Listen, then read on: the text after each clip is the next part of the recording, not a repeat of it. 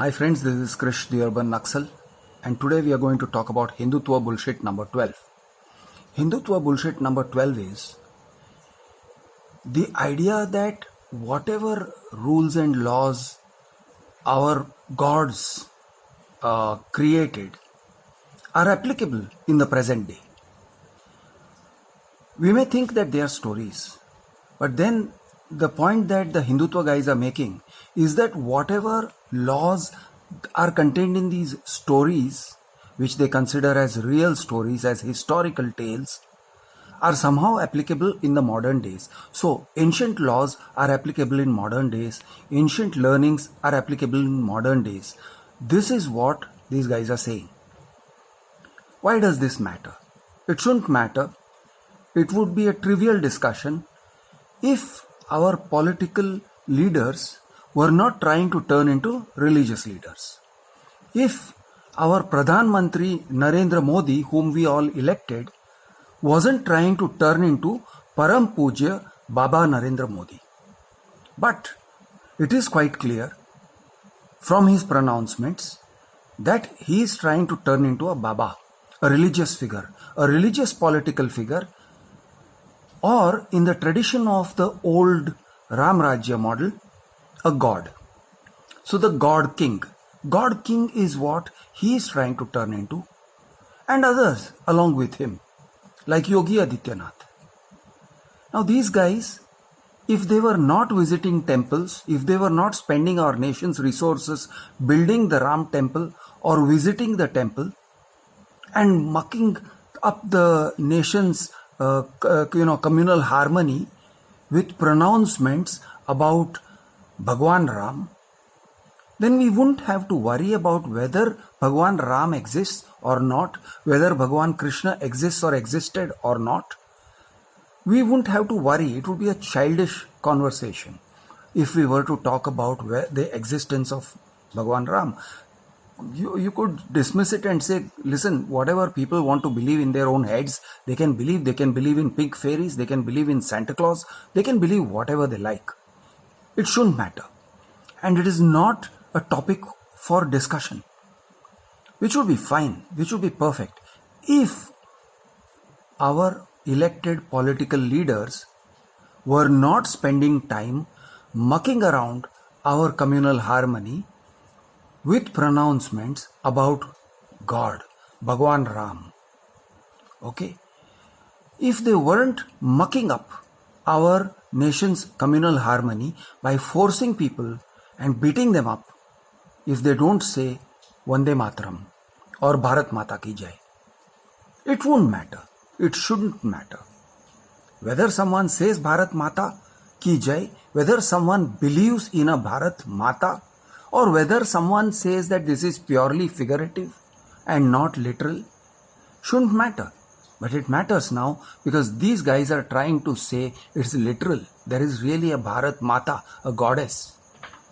And every Indian is supposed to bow to and owe allegiance to this Bharat Mata, which goes against the belief systems of some others like our Muslim friends. Now I am not holding up for a moment the belief systems of our Muslim friends. But you know what? We don't have a Muslim Prime Minister who is going and talking about Allah and spending our nation's resources talking about Allah. We don't have a Prime Minister who is going around saying that he is, he was called by a Farishta or by Allah to come to Varanasi. But we have a Prime Minister who is saying out in public, Ma Gange ne mujhe bulaya hai. Now Ma Gange, he doesn't mean it figuratively. Anyone else, any other Prime Minister in our previous 65-70 years of independence, we could have said, oh, these guys meant it figuratively. He doesn't really believe in a Ma Gange. He doesn't really believe in a Bharat Mata. He's not saying they are real. He means it figuratively. It's a way of talking. Not so. Not so for this government, this saffron-clad government, which throws up yogis and babas and has a ministry of Ayush and is actively promoting a non-scientific mindset by promoting Ayurveda and stuff like Coronil, and stuff like Baba Ramdev and his entire brand of religion. This is not a childish topic because these guys have taken this topic and turned it into a political agenda. And so I'm going to address this. All these laws, all these rules that we can derive from the life of Rama and the life of Krishna, how would it be? Would it be applicable to today's life? Let us take one instance. Rama slew Vali. He slayed, he killed Vali out of his friendship for Sugriva. Vali had not harmed him. Vali was nobody to him. But Rama says, and Rama, by the way, attacks him, Lord Rama attacks him from hiding with bow and arrow. So let us take a modern day example. Suppose you have a person, he's supposed to be a very good person, a world changing person.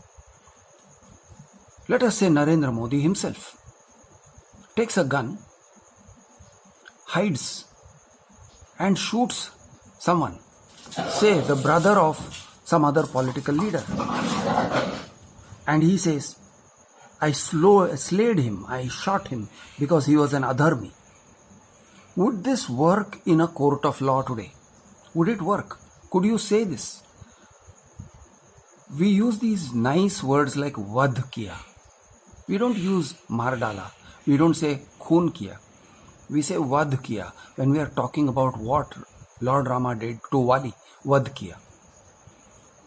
Would it be acceptable if he said मैंने वध किया क्योंकि वो अधर्मी था? Let us take another example. Lord Rama told his brother Lakshman in the story to take Sita Mata, who's pregnant, and leave her in the jungle wherever she may go. Some people say no, he left her near Valmiki's ashram. Whatever, they deserted her basically. Deserted her against her wishes.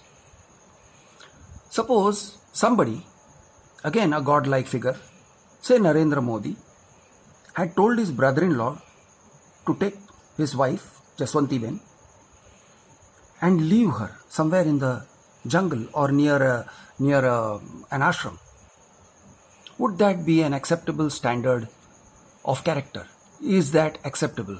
Is that something you can do? Let's take a third example. The story of Shurpankha. So Shurpankha approaches Lord Rama when they are in the forest and says, marry me. In those days it was quite okay for a king to marry more than once, or even a common man maybe, to marry more than once. So suppose a woman has really approached someone in the wilderness, a man, a powerful man like Narendra Modi, and she says, marry me. And then she goes to his colleague or brother, let us say Amit Shah, and says, marry me. And they not only don't marry her, but they cut off her nose, they disfigure her face permanently. Is this an acceptable method of dealing with people? Let us take the Krishna story. Now, I'm sure people are going to say, no, it's just a story. Rama was just a story. Fine. But we hold them up as gods. We hold them up as role models. This kind of behavior, whatever they did, is it acceptable today? And if you say, no, it is not acceptable today, then of course, I'm going to ask, was it acceptable then, back then? In what way is it acceptable for two strong men, to assault a woman who approaches them for marriage and to cut off her nose? How is it acceptable? In what way is it acceptable?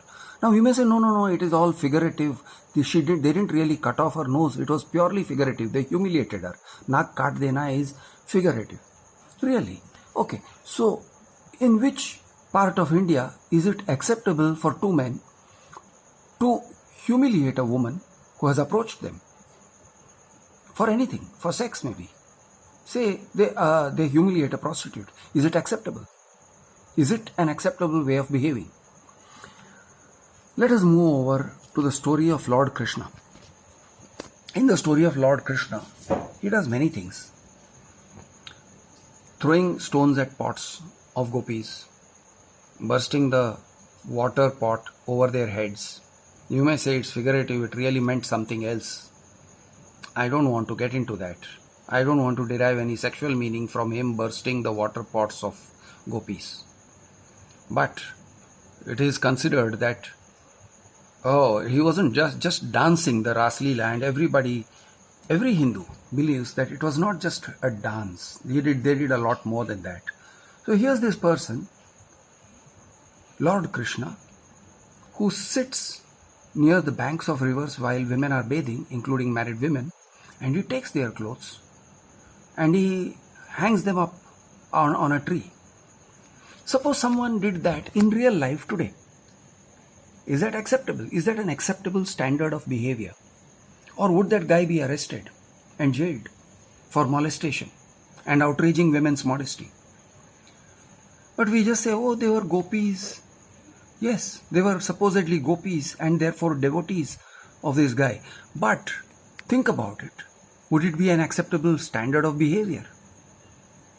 Krishna is supposed to have gone along with his friends and burst pots of butter which were hung up high along with his friends. So think of it, somebody does that sort of thing today.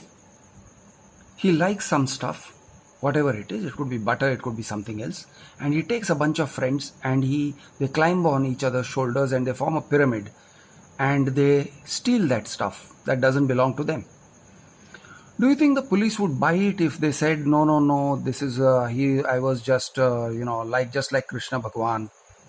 This man is like Krishna Bhagwan. He is capable of doing all these things.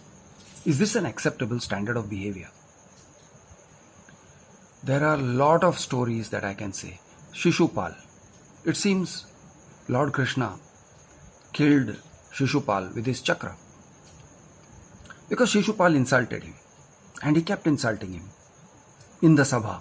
So, in today's world, suppose somebody keeps insulting Narendra Modi, keeps on insulting him, and Narendra Modi gets mad. He says, that was insult number 999. One more insult and I will kill you. And let us say instead of a chakra, Narendra Modi has a gun. And, okay, this guy goes and instead this guy whose name happens to be Shishupal insults Narendra Modi one more time. And then Modi takes out his gun and shoots him. Why? Oh, that was insult number 1000. Ho gaya mera. Is it an acceptable standard of behavior? Would a court accept such a thing? Oh, he insulted me 1000 times, so I shot him and killed him. Would the court look at it more benignly? No. So, these kinds of actions, do they stand up to modern scrutiny? And the answer is no, they don't. We may say, no, we are a non-violent religion. Are our stories non-violent? Are the stories of Hindus non-violent? Everywhere there is Vadh Karna this and Vadh Karna that. There are all kinds of things. There are kidnappings even. And it is all done. When it's done by heroes, it's not a bad thing. When it's done by the villains, oh, it's a terrible thing. So, there are betrayals. Mahabharata is a story of betrayals. Endless betrayals. Repeated betrayals. Bhagavad Gita. Let's take this holiest of holy books, Bhagavad Gita. You know what? There is another way of looking at it. Would it be acceptable if one guy today says, I am not going to go to war against my family and my gurus and all because it's going to be a bloodbath and all these guys will die. The eldest member of my family, the family head will die. My guru will die. My cousins will die. My cousins' children will die, and so on and so forth. So many people will die. I had better not go to war. He says this guy who is in a deciding position. And suppose someone else, say Narendra Modi, again, godlike, king-like figure, all full of wisdom, because you know how he sounds. In his Mann Ki Baat, he's like a man who's a preacher. He is full of wisdom. So, with all his wisdom, Narendra Modi says to this guy, you know what? वो लोग already मर चुके हैं, तुम क्या उनको मारोगे? तो वो तो मर चुके हैं, तुम जाओ अपना कर्म करो, उनका वध करो.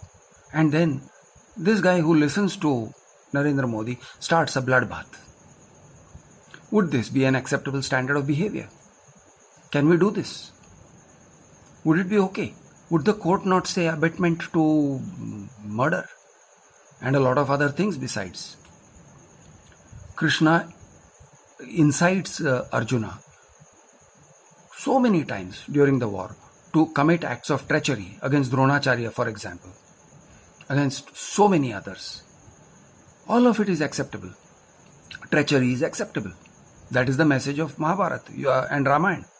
That's the message of Bhagavad Gita and Mahabharata. It's acceptable. Don't worry. Don't worry. Sin will not attach to your soul. You can do what you like. Is it a peaceful message? The Hindutva guys would say, no, whatever we have said is the hallowed word. It's called Srimad Bhagavad Gita. Yeah, sure. And that's how the Muslims think about their Quran. And that's how they think about jihad. That's exactly how they, at least some of them, think about this. So, are we a peaceful religion? Are we a peaceful people? When we are incited to violence by people like Narendra Modi and Yogi and Amit Shah and BJP Bhakts and RSS, are we a peaceful people? Are we claiming to be peaceful while the Muslims are warlike? It's a claim, but I don't think it stands scrutiny. So, Hindutva bullshit. Number 12. Is this the idea, the poisonous idea, that ancient laws, ancient rules derived from ancient stories of gods and goddesses are applicable at all, even in the slightest, to modern life? Jai Hind, Jai Maharashtra, Jai Jawan, Jai Kisan.